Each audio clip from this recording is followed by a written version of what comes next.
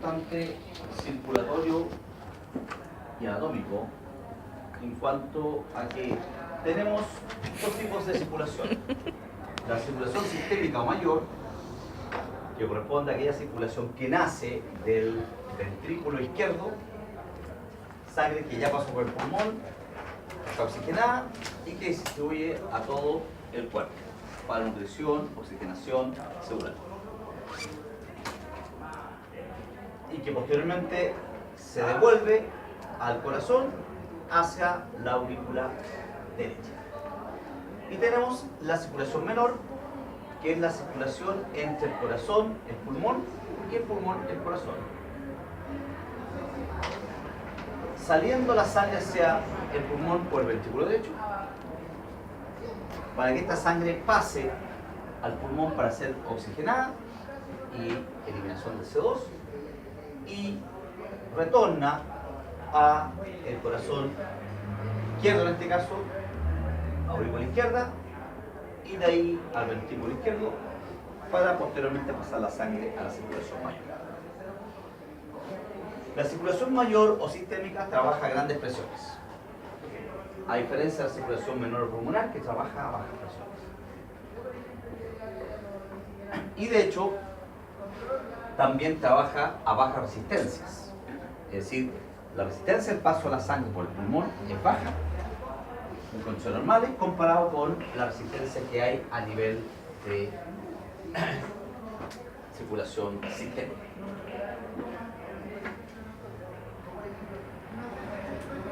Aquí tenemos una situación muy particular. El concepto general es que las arterias llevan sangre oxigenada y las venas sangre desoxigenada. En cambio, aquí tenemos una inversión, producto de que la sangre que va del corazón derecho hacia el pulmón para oxigenarse es a través de la arteria pulmonar. Por lo tanto, es una arteria que lleva sangre desoxigenada.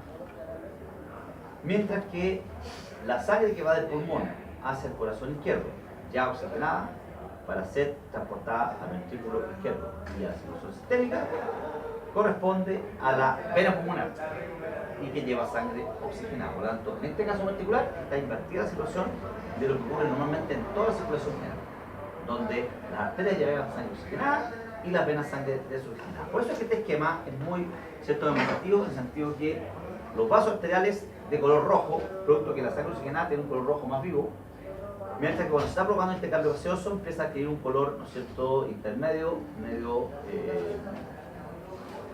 rosáceo, podríamos hablar, y posteriormente la sangre pasa a un estado de color azul. El esquema, el color azul corresponde a sangre desoxigenada y que pierde la intensidad del color rojo, pero no es que la sangre sea tan azul. De hecho, la sangre azulada en sí es una sangre patológica, que corresponde a una sangre con muy poco oxígeno. Y eso se puede evidenciar externamente a nivel de piel, caso humano y mucosa, y se conoce como cianosis. Cianosis. ¿Bien? Por lo tanto, es una condición clínica ya determinada directa. Cuando hay un color azulado de las mucosas y la piel, hay, ¿no es cierto?, una cianosis. Y eso implica un bajo nivel de oxígeno en circulación. Bueno, aquí ustedes ven, ¿no es cierto?, los órganos más representativos y vitales, podríamos hablar, de la actividad orgánica: el corazón, pulmón, músculo, sistema nervioso superior, hígado, digestivo, riñón, y todos son, ¿no es cierto?, irrigados por esta circulación que se mueve por diferencia de presión y va de un lugar de mayor presión a menor presión. ¿Y qué le imprime presión a la sangre? El corazón. El corazón es una verdadera bomba de agua, de manera de que la sangre va de un lugar de mayor presión a menor presión. Y a su vez, en los vasos sanguíneos la presión se regula a través de variaciones en los diámetros de los vasos sanguíneos, en base a la constricción y dilatación de los vasos sanguíneos. Y esto es un fenómeno muy activo en los vasos arteriales, que tienen gran naturaleza en su estructura, como ustedes saben por histología. Y por eso que los vasos arteriales se conocen como vasos de resistencia. ¿Por qué? Porque varía la resistencia de acuerdo al diámetro del vaso sanguíneo en base a la vasoconstricción o relajación. Mientras que los vasos venosos son vasos de menor musculatura y tienen más capacidad de distenderse, de estirarse. Y por lo tanto, aumentar la capacidad de sangre. Y aumentar la capacidad de contener sangre. Por lo tanto, se conocen como vasos de capacitancia. Y a su vez, sabemos que el volver por el lado venoso hacia el corazón, la presión por sí sola no es la única que ayuda, producto que va cayendo en forma bastante importante, sino que también ayuda en gran medida la actividad muscular, que al comprimirse va comprimiendo externamente los vasos venosos y estos van, ¿cierto?, avanzando y además presentan válvulas que van evitando que se vaya devolviendo la sangre en forma nerviosa, ¿cierto?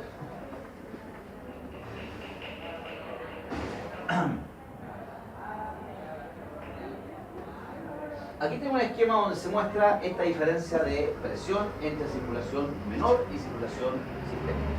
Esto es el caso de equino. Aquí tenemos la presión con que sale la sangre del ventrículo izquierdo hacia la aorta. Miren el nivel. Comparado con la presión con que sale la sangre del ventrículo derecho hacia el pulmón.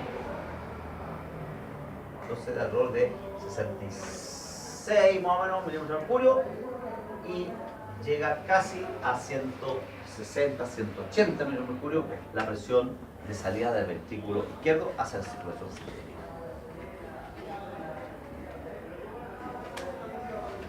Bueno, pero resulta que en el pulmón la sangre tiene que avanzar y por lo tanto tiene que haber una presión adecuada de avance. Cuando cae la presión, cae la presión de llegada de sangre a todos los tejidos y al pulmón. Y es por eso que debemos considerar que puede haber una buena ventilación a nivel del pulmón, o sea, buen intercambio de aire, pero si hay una mala irrigación, una caída de presión, hay mala irrigación. ¿Por qué? Porque resulta que deben recordar de que el pulmón es así. La sangre circula para oxigenarse por los vasos capilares. Y resulta de que si la presión es baja, estos vasos van a tener menos sangre y por lo tanto al llenarse de aire el pulmón van a ser aplastados. Y la resistencia va a ser muy elevada. Y por lo tanto le va a costar pasar la sangre por el pulmón. Y por eso que cuando tenemos una situación de pérdida importante de sangre por hemorragia o por deshidratación, no solamente tenemos que pensar en una mala oxigenación, ¿cierto?, por menor volumen sanguíneo, sino que tenemos que pensar también en un mal intercambio gaseoso, porque en el pulmón no va a poder llevarse a cabo un proceso de intercambio gaseoso adecuado. Y por eso tenemos que reponer volumen en forma rápida, importante, para reponer la presión adecuada para el paso de sangre por el pulmón. ¿Se acuerdan cuando hablamos que en el pulmón había tres zonas? La zona alta, la zona media y la zona baja. La zona alta con baja irrigación, la zona media con un poquito mayor y la mayor era la zona baja. Bueno, si hay una caída importante de la presión, la zona alta se agranda y se achica la zona media y la zona baja sobre todo. Por lo tanto, le cuesta mucho pasar sangre por el pulmón.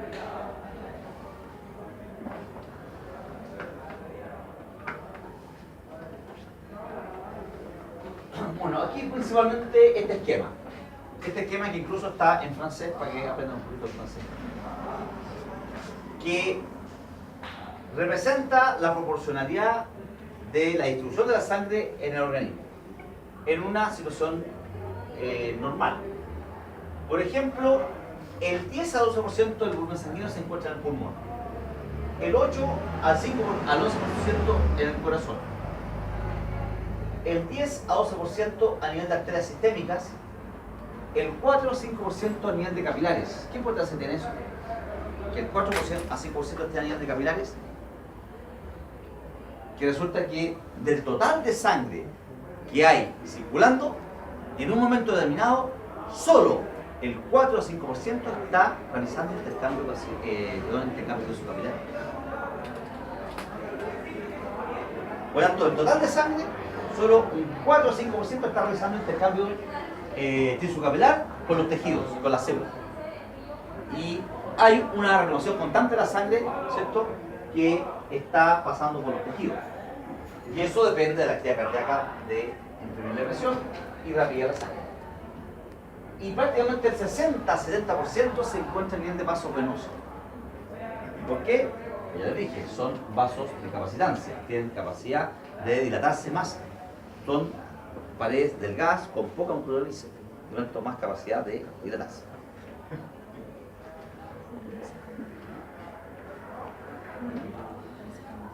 Bueno, el corazón, como todo tejido, tiene que nutrirse. ¿Cómo se nutre? Por sangre, indudablemente. Pero, ¿de qué sangre? El corazón tiene sangre, ¿cierto?, en forma interna. Pero ¿puede nutrirse esa sangre? No. Porque esa sangre es la que él está manejando desde el punto de vista funcional, imprimiendo la presión para que circule. La sangre que nutre al corazón proviene de las coronarias, que emergen de la aorta. Aquí tenemos callo aórtico y aquí nacen las coronarias, que comienzan a ramificarse en las coronarias más pequeñas y en los vasos intramurales, que se introducen en el músculo cardíaco. Y posteriormente la sangre va saliendo, ¿cierto?, por los vasos venosos coronarios para salir, ¿no es cierto?, del corazón una vez que pasó a nutrir. Y por lo tanto las coronarias es muy importante. Por eso cuando hay obstrucciones, hay un coágulo, un trombo, etc., provoca un daño a nivel del músculo cardíaco importante y provocan los famosos infartos al miocardio.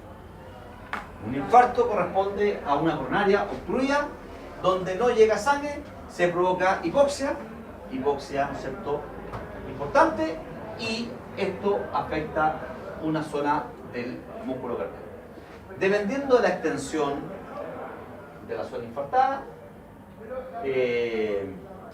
las consecuencias que pueden ser.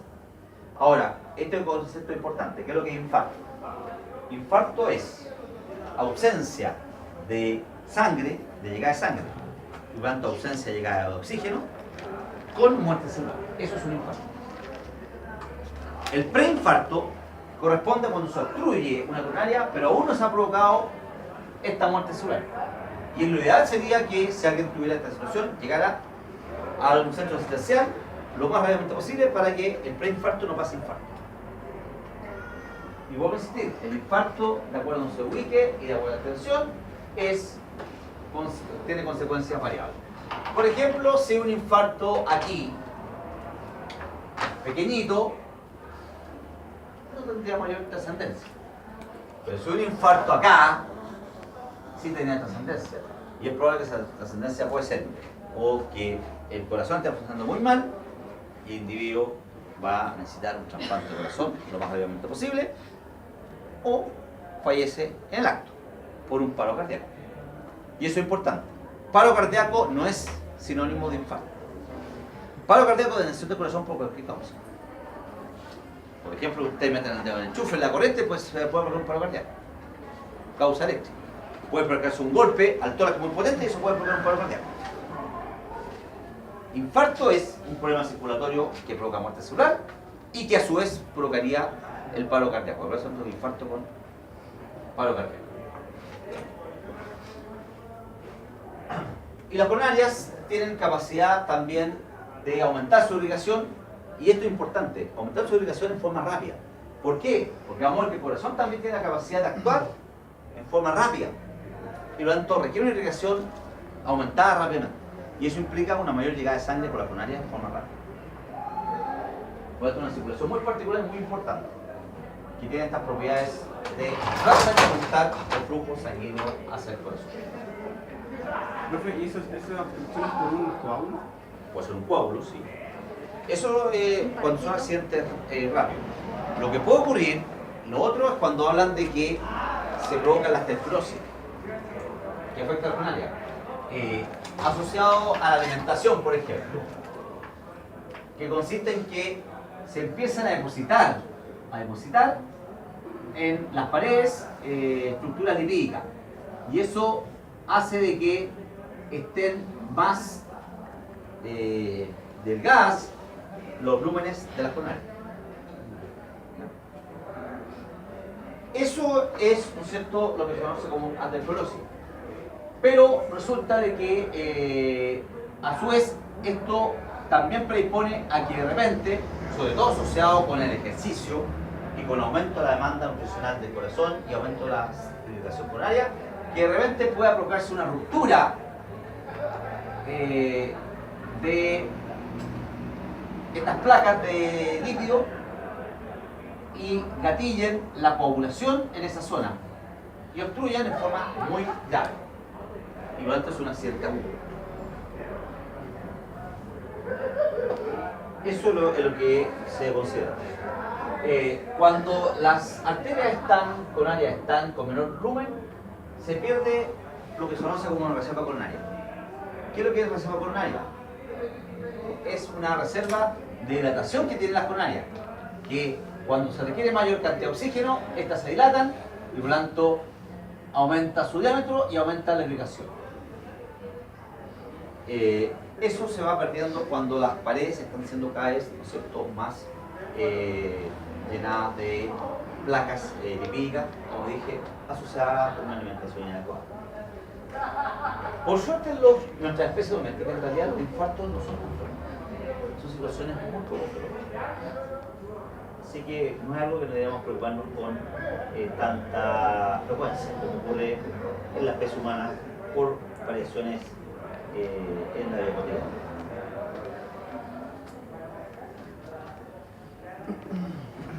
Bueno, las cámaras, ¿no es cierto? Deben recordar que el corazón está compuesto por subdividido en dos corazones, corazón derecho y corazón izquierdo. Y está constituido por 4 cámaras, 2 aurículas y 2 ventrículos. Y entre la aurícula y los ventrículos existen una comunicación y cierre de comunicación a través de válvulas, que son las válvulas auriculoventriculares. La válvula auriculoventricular derecha se conoce con el término de tricúspide, ¿cierto?, porque tiene 3 válvulas. Y la válvula auriculoventricular izquierda se conoce como bicúspide, puesto que tiene 2 válvulas, o también conocida como mecánica. Y es importante, ¿no es cierto?, que la vayamos recordando. ¿Por qué? Porque a nivel cardíaco existen alteraciones que pueden darse por válvula.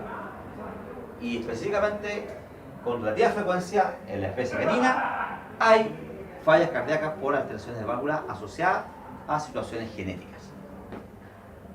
Y por ejemplo, existe una raza que se llama Sprinter Spaniel, que es como un cocker, digamos, Spaniel, pero más delgadito, más flaco, que tiene predisposición genética a tener una alteración de la válvula mitrálica en forma bastante precoz. Y por lo tanto puede tener problemas cardíacos que pueden provocarle la muerte en edades bastante precoces, por ejemplo, muerte a los 5 años, lo cual es una edad bastante precoz para un perro. Pero también tenemos otras válvulas, que son las válvulas de salida de los ventrículos. ¿Cómo se llaman estas válvulas? Sigmoides. Y tenemos la sigmoidea derecha, o sea, la salida del ventrículo derecho, llamada sigmoidea pulmonar, y tenemos la sigmoidea de salida del ventrículo izquierdo, llamado sigmoidea aórtica. Esas son las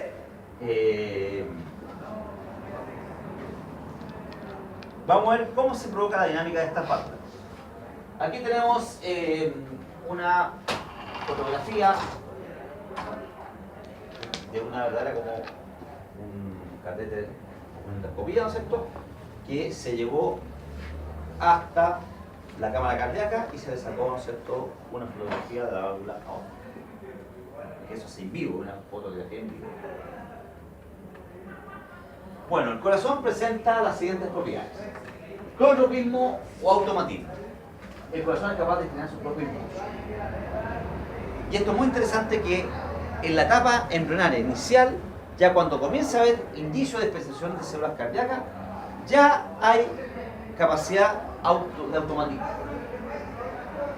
de generar su propio impulso y estas células van a tener capacidad paulatina contráctil, sin haber formado todavía una cámara cardíaca complementar. Por eso que lo que se determina incluso en una ¿cómo se llama? Ecografía, expectación, lo más precoz es el de la actividad cardíaca. Luego de la misma conducción, el corazón es capaz de conducir los impulsos que probablemente generó, a través de un sistema axilo-conductor. Bueno, esto se generaron en el propio corazón, se debe a que existen grupos celulares que tienen la capacidad de descargar en forma autónoma y se va a conocer como marcapaso. Y esta actividad eléctrica va a transportarse a través de un sistema eléctrico llamado sistema axilo-conductor. Bueno, otra manera de demostrar el automatismo como tal en el individuo adulto sería que si nosotros sacamos un corazón rápidamente sacamos un corazón, lo aislamos del organismo, lo cual implica que no hay ninguna llegada de sangre y además no hay ninguna conexión nerviosa, el corazón sigue latiendo, ¿no es cierto?, en forma autónoma. ¿Cuántas estas películas de terror donde de repente, ¿no es cierto?, estos hombres como lobos y le meten la mano y sacan el corazón y están latiendo? Eso sería real. Lógicamente es irreal, ¿no es cierto?, no es tan rápido. Mantienen unos latidos y paulatinamente los latidos estos van disminuyendo. Producto que tiene el marcapaso interno. Ahora vamos a ver que ese marcapaso lógicamente es regulado en forma externa, fundamentalmente por el sistema nervioso autónomo. La pregunta es, ¿qué ocurre cuando se hace trasplante cardíaco? ¿Cómo se hace con el corazón? Sigue latiendo. ¿Qué es lo que le hacen al corazón antes de ser trasplantado? En el momento del transporte. ¿Con la temperatura?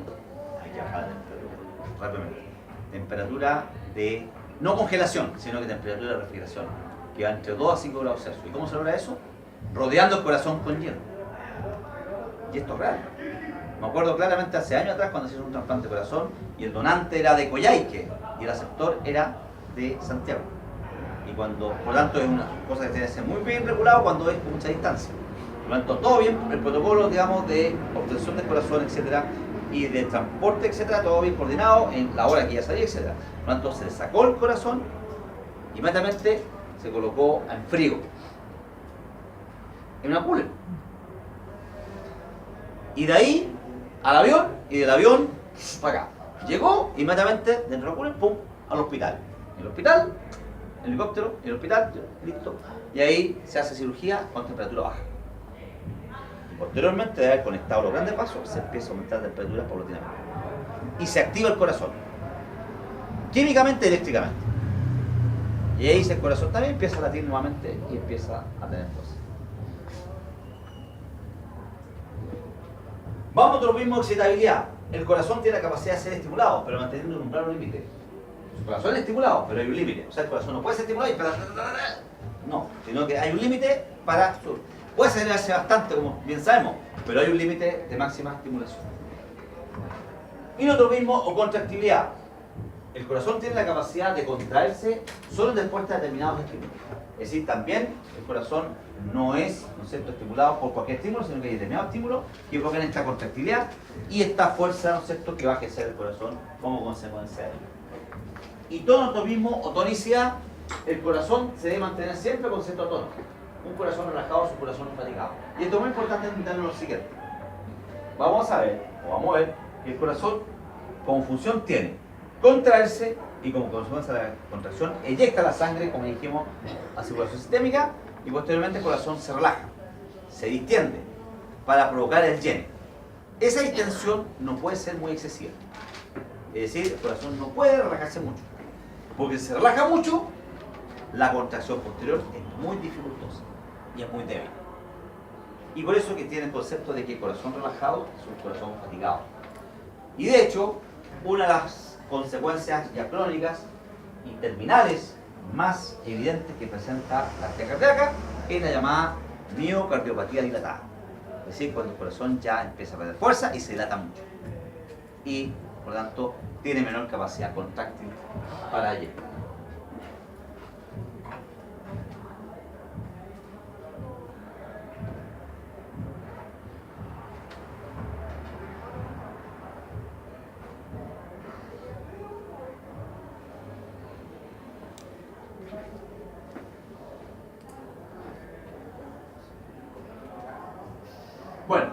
La actividad cardíaca implica un proceso de depolarización y producto de la depolarización, ustedes ya saben lo que significa depolarización, se va a provocar la contracción y como consecuencia de la contracción va a haber una eyección y eso se conoce como sístole.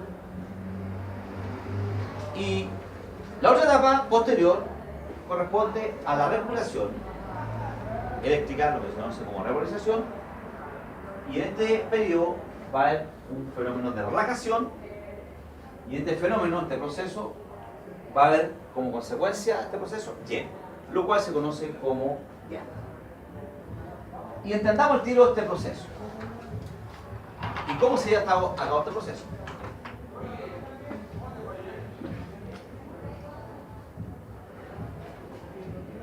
La sístole, al igual que la diástole, consta de dos etapas. Una etapa inicial llamada isovolumétrica. Iso igual volumétrica igual volumen. Y para entenderla bien, enfoquémonos a el ventrículo izquierdo, que es el que inyecta la circulación sistémica. Este es el ventrículo izquierdo. Resulta de que cuando se está provocando, ¿no es cierto? Después se está provocando la contracción. En una etapa inicial, la contracción implica que se acercan las paredes del ventrículo durante la contracción, haciendo presión sobre la sangre. Y resulta que en esta primera etapa, las válvulas, tanto la válvula auriculoventricular, es decir, la que comunica la aurícula con el ventrículo izquierdo, y la válvula sigmoidea, la de salida de la sangre hacia la aorta, está cerrada. En la primera etapa. Y comienza a contraerse el ventrículo. ¿Qué ocurre con la presión interna? Aumenta. Aumenta. Y aumenta rápidamente, en forma intensa. Y en algún momento de este aumento máximo de presión, como consecuencia de este aumento de la presión, se abre la válvula sigmoidea aórtica.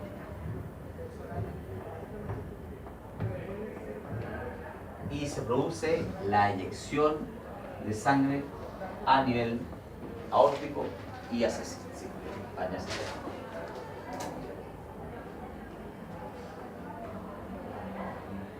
Y se provoca la eyección. Por lo tanto, hay una primera etapa en donde no hay eyección, producto de que está aumentando la contracción, está aumentando la presión y las válvulas están cerradas.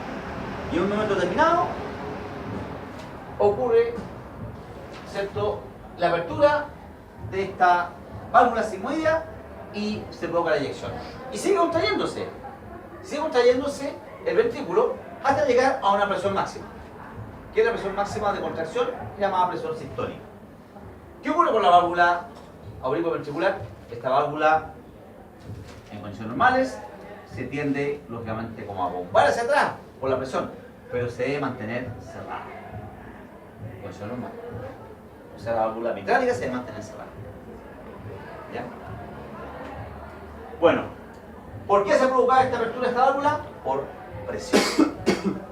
O sea, la apertura y cierre de las válvulas, ¿de qué depende? De diferencia de presión. El músculo cardíaco va a ser influenciado por una actividad eléctrica, como ya vimos, una etapa eléctrica previa, estimulatoria. Pero las válvulas se provoca su movimiento dinámico por diferencia de presión, que es como consecuencia de la actividad eléctrica que lleva a la actividad contráctil y posteriormente a la actividad de relajación. Bueno, llega un momento, ¿cierto? Y cuando empieza a salir sangre, ¿qué ocurre con la presión? En un momento empieza a bajar, ahora, ¿no es cierto?, al salir la sangre, manteniéndose la contracción, baja, pero hay un momento que ya bajó y por lo tanto se cierra esta válvula. Y llegamos al término de la sístole, al término de la eyección. ¿Y qué viene después del término de la eyección? La relajación. La diástole. ¿Y qué ocurre con la diástole? La diástole, en la primera etapa, también es isovolumétrica. ¿Qué significa? Que en la primera etapa, la válvula sigmoidea aórtica y la válvula auriculoventricular izquierda, o sea, mitrática, están cerradas. Por lo tanto, el ventrículo izquierdo comienza a relajarse. a distenderse y la sangre que está acá no varía porque la válvula está cerrada. ¿Qué pasa con la presión adentro? ¿Qué pasa con la presión adentro cuando se empieza a bajar? Disminuye, disminuye, disminuye y disminuye a tal nivel que se produce una caída tan intensa de la presión que como consecuencia de una presión mucho mayor a nivel de la aurícula izquierda sobre el ventrículo izquierdo, se abre la válvula mitrálica. ¿Y qué ocurre ahora? Se empieza a provocar el llene del ventrículo. Durante la segunda etapa de la diástole ya se llena. Y ese llene se llama llene rápido. Fíjense, ¿y por qué se provocó el llene? Porque la presión aquí es muy baja. Por lo tanto, se provoca un verdadero efecto de succión, ¿cierto? Por parte del ventrículo izquierdo, en el proceso de llene rápido. Y que prácticamente provoca el 80 a 85% del llene total de la diástole. Fíjense, con esto he destronado un concepto que seguramente algunos todavía lo tenían. ¿Cuál? El concepto de que pensaban de que la actividad cardíaca implicaba que el ventrículo está vacío, se contrae la aurícula, ¡pum! Y se llena el ventrículo. Y se contrae el ventrículo y después se llena el ventrículo. ¿No? Lo que ocurre es que la aurícula está llena y el ventrículo se empieza, que ya estaba con menor sangre producto que se contrajo y eyectó, ahora comienza a relajarse, estirarse, estirarse, estirarse, estirarse. Y la presión interna cae, mucho, mucho, mucho, y cae tal magnitud que la válvula auriculoventricular se abre, la mitrálica, ¡chum! Y se provoca un llene rápido. Y la aurícula no se contrae. Por lo tanto se provoca un efecto de succión. Yo dije, aporta el 80-85% del llene. Posteriormente viene un llene producto de la inercia de este llene rápido, que aporta más o menos el 5% del llene. ¿Qué es lo que es la inercia? Es la consecuencia de un movimiento. En este caso, el movimiento de sangre por el llene rápido arrastra por inercia un 5% de porcentaje de sangre. Para que entiendan mejor la inercia. ¿Todos aquí manejan auto? ¿No? No todos. Bueno, los que manejan o bien han visto manejar. ¿Qué ocurre cuando uno frena un auto? El auto se detiene, pero depende de la velocidad que tenga. Si uno va a baja velocidad, se detiene sin ningún problema. Pero si uno va a alta velocidad y frena bruscamente, ¿qué ocurre? El auto hace esto. Se va adelante y para. Ese irse para adelante es la inercia. ¿Ya? Esa es la inercia. Y esa inercia es la que provoca los choques por alcance. Es decir, si uno va con poca distancia y de repente el auto adelante frena bruscamente y uno frena, rezar de que la inercia no llegue a chocar con ¿te das cuenta, no? En la inercia, por lo tanto, acá corresponde a que por el llene rápido y finalmente arrastra un poco de sangre, finalmente, ¿no es cierto?, por inercia. Y eso se conoce como un llene de un 5%. Por lo tanto, nos queda prácticamente un 10% llene. ¿De qué depende ese 10% llene? Ahí recién adquiere importancia la contracción auricular. Al final del llene viene la contracción auricular y provoca el último 10% de llene. Y ahí culmina el llene. Y cuando culmina el llene, ¿qué ocurre?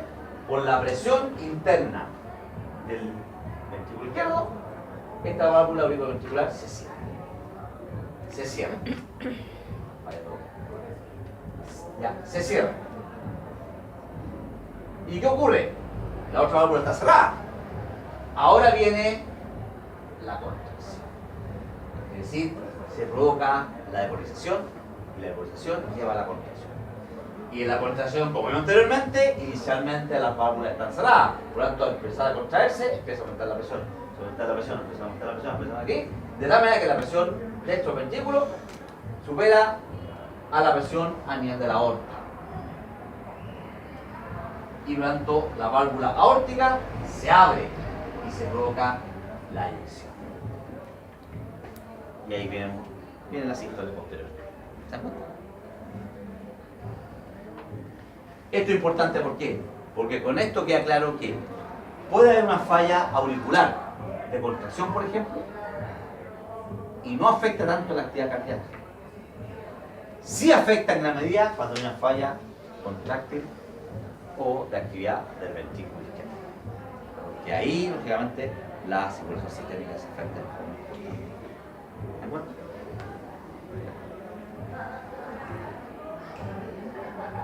Bueno, aquí se muestran las propiedades del corazón y cómo el sistema nervioso autónomo influye en esta actividad del corazón. Resulta que la frecuencia que tiene como en la consecuencia del mismo es estimulado por el sistema simpático y disminuido por el sistema parasimpático. El sistema simpático es el que va arriba, el sistema parasimpático es el que va abajo. La capacidad de contractibilidad, o sea, la contractibilidad se define como la fuerza que ejerce la pared del ventrículo para contraerse y sobre la sangre. Esta fuerza se aumenta con la actividad simpática y baja con la actividad parasimpática. Por lo tanto, con la actividad simpática aumenta la frecuencia, que sería la rapidez del corazón, y además aumenta la fuerza. En cambio, con la actividad parasimpática, ambas disminuyen. La distensibilidad, que es la capacidad de distenderse hasta cierto límite para llenarse, también es estimulado por la actividad simpática y disminuido por la actividad parasimpática. Que es el tono mismo.